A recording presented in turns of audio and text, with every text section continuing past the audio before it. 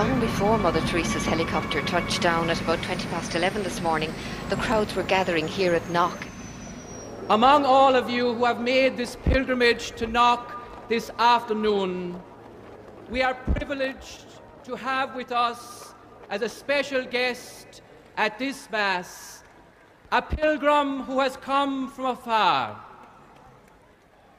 a woman whose worldwide symbol for goodness and holiness. Not many claims made by the Irish clergy are widely or uncritically accepted, even in Ireland. But the saintliness of an Albanian nun named Agnes Boyaciu is a proposition that's accepted by many who are not even believers. Mother Teresa herself receives extravagant adulation as no more than her due. Of all the women in recent history, no one has captured the public imagination like Teresa of Calcutta. I'm not being facetious, and I'm certainly making no comparison when I say that no woman has made such an impact here since Our Lady herself appeared in 1879. So how did this auction of hyperbole and credulity get started? In that year of grace, 1969, the scrupulously neutral and objective British Broadcasting Corporation permitted that old fraud and mountebank Malcolm Muggeridge to pay a devotional visit to the Calcutta Shrine. Well, Teresa, after I met you in London, really the only thing I wanted to do is to come and see you in your work here. Now I've seen it. And of course it's a shining light. Himself arrogant, almost to the point of humility, Muggeridge became persuaded that he and his team had become the divinely appointed instruments of what he claimed was the first television miracle. During Something Beautiful for God, there was an episode where we were taken to a building that Mother Teresa called the House of the Dying. And Peter Schaefer, the director, said, it's very dark in here, do you think we can get anything? And we had just taken delivery at the BBC of some new film made by Kodak, which we hadn't had time to test before we left. So I said to Peter, well, let's have a go. So we shot it. And when we got back several weeks later, a month or two later, we're sitting in the Rushes Theatre at Ealing Studios, and eventually up came the shots of the House of the Dying. And it was surprising. You could see every detail. And I said, that's amazing, that's extraordinary. And I was going to go on to say, 3 cheers for Kodak. I didn't get a chance to say that, though, because Malcolm, sitting in the front row, spun round and said, it's divine light. It's Mother Teresa. You'll find that it's divine light, old boy.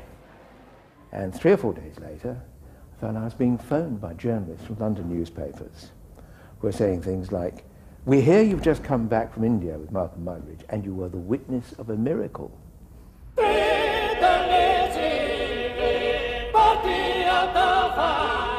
And a star was born.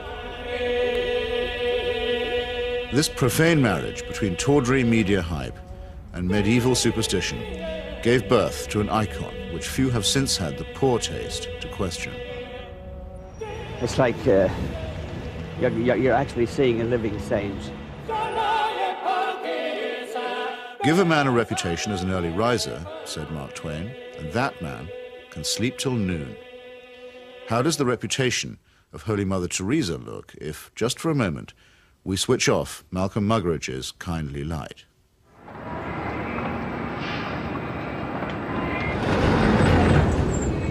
Mother Teresa is a Nobel Prize winner. She's a symbol. People in the West talk about her, so Indians adopt her at that level. The fact that what she does on the streets of Calcutta is really irrelevant to them. They couldn't care about it, and most of them don't even know. But Mother Teresa is the sort of figure you show to visitors. Mother Teresa's flagship institution is her home for the dying, a hospice which purportedly sweetens the last moments of otherwise destitute lives. My initial impression was of all the photographs and footage I've ever seen of Belsen and places like that, because all the patients had shaved heads. There are no chairs anywhere, there are just these stretcher beds, and they're like First World War stretcher beds. There's no garden, no yard even, no nothing. And I thought, what is this? This is 2 rooms with 50 to 60 men in one, 50 to 60 women in another. They're dying. They're not being given a great deal of medical care. They're not being given painkillers really beyond aspirin and maybe, if you're lucky, some Brufen or something for the sort of pain that goes with terminal cancer and the things that they were dying of. And I thought, what's the point? Right from the very beginning, I wanted to serve the poor purely for the love of God and to give them what the rich people get with money. I wanted to give to the poor for the love of God. They didn't have enough drips. The needles they used and reused over and over and over, and you would see some of the nuns rinsing needles under the cold water tap. And I asked one of them why she was doing it. And she said, well, to clean it. And I said, yes, but why are you not sterilising it? Why are you not boiling water and sterilising your needles? She says, there's no point. There's no time. Mother Teresa's cult of death and suffering depends for its effect on the most vulnerable and helpless, abandoned babies, say, or the terminally ill, who supply the occasions for charity and the raw material for demonstrations of compassion.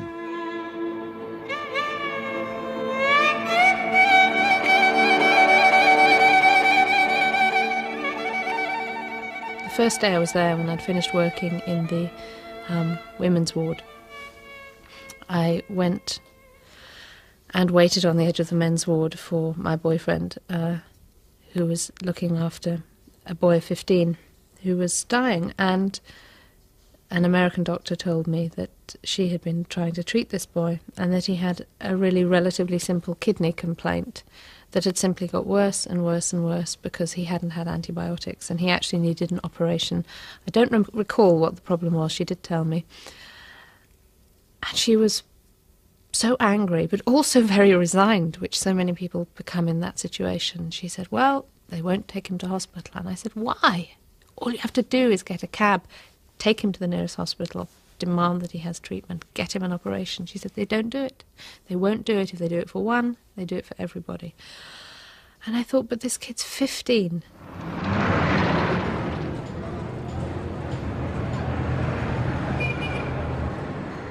I ventured on my own pilgrimage to the Missionaries of Charity in Calcutta in early 1980. Who could fail to be touched by the work of the orphanage? Not I, though I did find myself a little put off by the mission's motto, he that loveth correction, loveth knowledge. Bit of a workhouse ring to that, perhaps. But it was Mother Teresa herself who completed the wreckage of the effect. As we stood by the tiny cots, she turned and said, this is how we fight abortion and contraception in Calcutta. Now, it might be argued that a campaign against family planning is low on the list of Calcutta's many pressing needs. But as a leading member of the Pope's fundamentalist tendency on matters of sex and procreation, Mother Teresa has made this single issue into her global crusade. The greatest destroyer of peace today is the cry of the innocent, unborn child. If a mother can murder her own child in her own womb, what is left for you and for me to kill each other? Tenderness about the unborn is an emotion that I share myself. But tenderness about the unborn also becomes an overtly political matter when it's preached by a presumable virgin who also campaigns against birth control. Let us promise Our Lady, who loves Ireland so much, that we will never allow in this country a single abortion.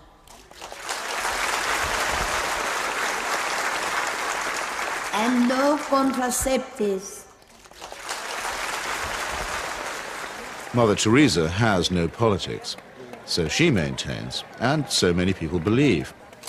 But when she came to London in 1988, ostensibly as an advocate for the homeless, she bent the ear of the Iron Lady and sought to steer her to the support of a bill limiting abortion. The sponsors of that bill, who arranged the meeting, were in no doubt that her intervention was political. She's not a party political figure, but she's a political figure in the sense that, A, she is part of what may be called the Catholic agenda, the broader Christian right agenda, and the Catholic Church has been following what has generally been considered a hard-line approach under the present Pope. Now, she's part of that agenda, and that is fairly political agenda. I mean, you know, no abortion, opposition to birth control, ideas like that are fairly, you could say they would be contested in the political arena. And the second factor is that she is also part, if you like, of the Western agenda, where the West is still part of the third world. The rich world has a poor conscience. It wants, in fact it needs, to think that someone, somewhere, is doing something about the third world. And the Mother Teresa myth ministers to this desire. Here is a Western woman who has forsaken her life, albeit whatever life she might have had in Albania, you know, for sacrifice herself for the people of the third world. It makes the West feel better, you know. This is one of us again, once again rescuing the third world. Raising the roof. Yes, raising the roof. He's got his rations. Yes, he's got it, he's cleaning it. And then pecho shop. In the subliminal appeal that she generates, there is something of the mission to the heathen, something of the old colonial outpost, and something of Florence Nightingale. While in the silent and abject demeanour of her patients, there is something of the deserving poor. The great white hope in this iconography takes on the big black hole. And the rewards are by no means all in heaven.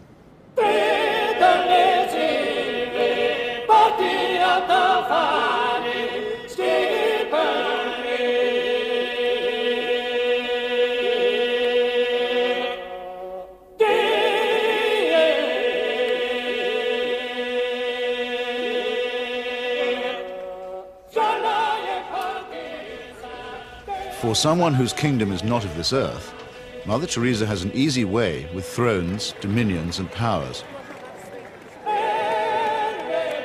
Why do the rulers of this sinful and selfish world find her so awfully congenial? Is it because she returns the compliment? She may or may not comfort the afflicted, but she has certainly never been known to afflict the comfortable. Some people see her here, posing with Ron and Nancy. In the truest sense, citizens of the world. Mother Teresa is. The very hand that bestowed the Medal of Freedom on Mother Teresa armed and paid the death squads of Central America. Accepting the award, with her customary modesty, on behalf of all the world's poor, she croaked, "I never realized that you loved the people so tenderly." I must say, I hadn't noticed that either. Reagan's proxies murdered, among many others, 4 American nuns and the Catholic Archbishop of San Salvador at the very moment that he was celebrating Mass. But, visiting the slaughterhouse states of the region during that period, Mother Teresa found nothing untoward. Everything was peaceful in the parts of the country we visited, she claimed, after touring the killing fields of Guatemala, adding for good measure, "I do not get involved in that sort of politics."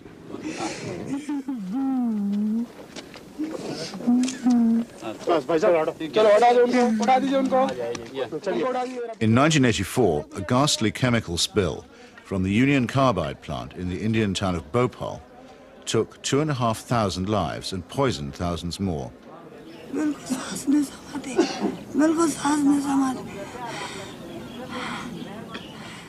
This was an act not of God, but of a negligent multinational corporation.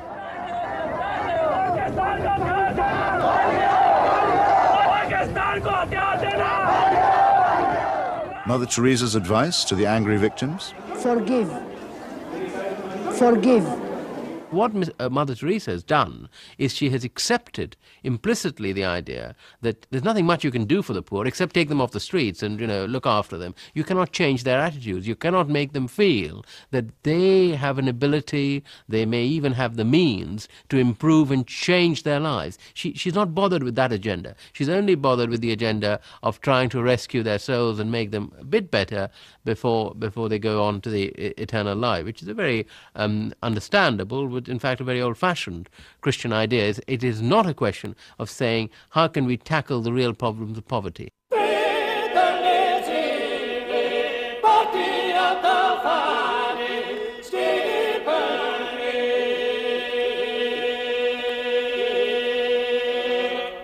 Like most people who claim to be apolitical, Mother Teresa is in practice and in theory an ally of the status quo, and when the status quo is threatened, a trusted ally of the conservative forces. This places her in bold contrast to those, even among the religious, who have rejected the fatalistic and submissive conclusions about poverty that are promulgated by Catholic traditionalists like her. With our hands, with our life, with our love, we ask justice, we ask freedom, and we take justice, because justice is not like a gift which they gave. No, liberty, freedom, they don't give that. We have to take that. And in fact, we go through the streets and we took our liberty, we took our freedom, asking for justice. The Roman Catholic hierarchy has never forgiven Father Aristide, the legally elected president of Haiti, whom it regards as a base heretic. For his efforts to chase the moneylenders from the temple, he was banished from his order and forbidden to serve Mass. To the very last, the Vatican was the only foreign power to recognize the military junta that misruled Haiti. And the ground for this, too, was prepared by Mother Teresa. In 1980, she visited the island and accepted the Haitian Legion of Honor Award from Baby Doc Duvalier. She found much to praise in his corrupt, dynastic regime, telling astonished reporters that she had, quote, never seen the poor people being so familiar with their head of state as they were with the Duvaliers. It was a beautiful lesson for me, she simpered. I've learned something from it. The Haitian people, indeed, could not wait to get close to the Duvaliers,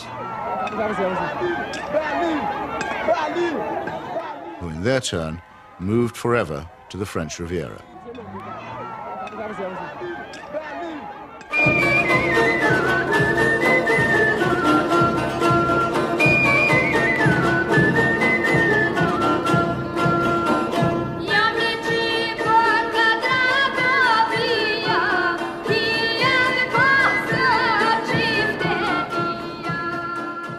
Mother Teresa admires the strength of the powerful almost as highly as she recommends the resignation of the poor.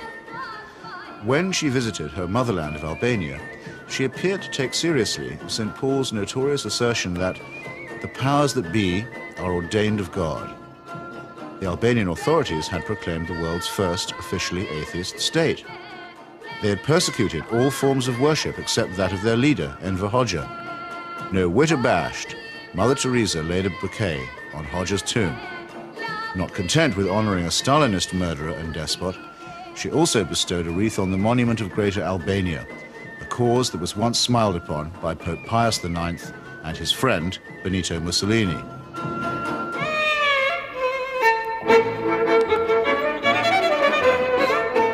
Albania is, for secular reasons, quite rich in orphans. So there was ample scope for an orphanage specialist to praise the institutions of the regime while keeping silent about its victims.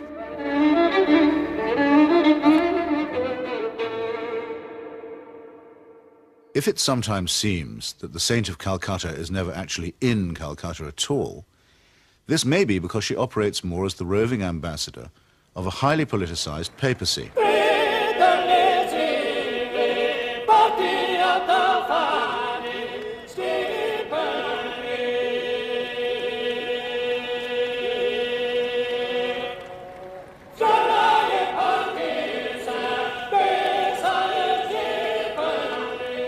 Vatican foreign policy has taken her from the shores of Lebanon, where the Roman Catholic militia perpetrated the mass murder at the Sabra and Shatila camps, to Nicaragua, where the Cardinal was the patron of the Contras, to Armenia, where she helped Mother Church gain a foothold in the Soviet Union. In return, the present Pope is known to have placed her on the fast track for canonization. This is the kind of politics in which she does indeed get involved. Sometimes when I think of Mother, I wonder if I've done just right. Though I'm many miles away, I can almost hear her say, where's my wandering boy tonight?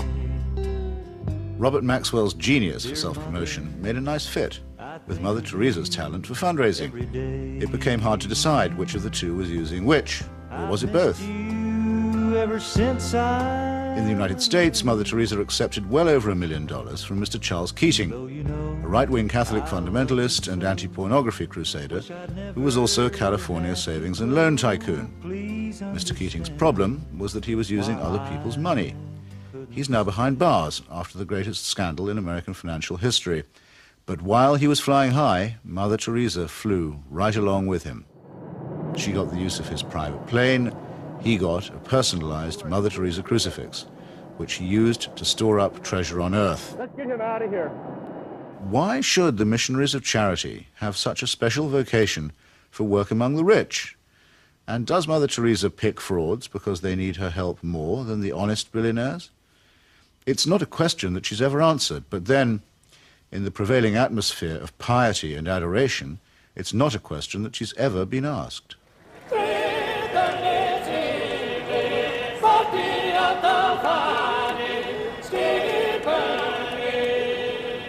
The Teresa cult is now a missionary multinational, with annual turnover in the tens of millions. If concentrated in Calcutta, that could certainly support a large hospital, and perhaps even make a noticeable difference. But Mother Teresa has chosen instead to spread her franchise very thinly. To her, the convent and the catechism matter more than the clinic. Now we are in 105 countries and we have 500 convents all around the world, without counting India. Beautiful.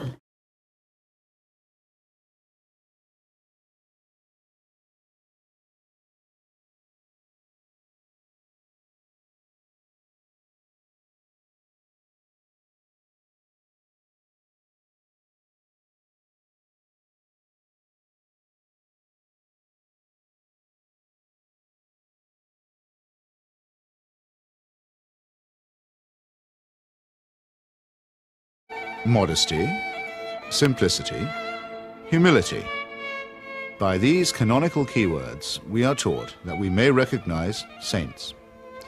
Yet Mother Teresa regards herself as mandated by heaven, which is hardly modest. She lends spiritual solace to dictators and to wealthy exploiters, which is scarcely the essence of simplicity. And she preaches surrender and prostration to the poor, which a truly humble person would barely have the nerve to do. When she speaks about private or public morality, opposing family planning, for example, or defining abortion as quite literally the greatest threat to world peace, she takes on the grim and tedious tones of the zealot and the fanatic. In a godless and cynical age, it may be inevitable that people will seek to praise the self-effacing, the altruistic, and the pure in heart. But only a complete collapse of our critical faculties can explain the illusion that such a person is manifested in the shape of a demagogue, an obscurantist, and a servant of earthly powers.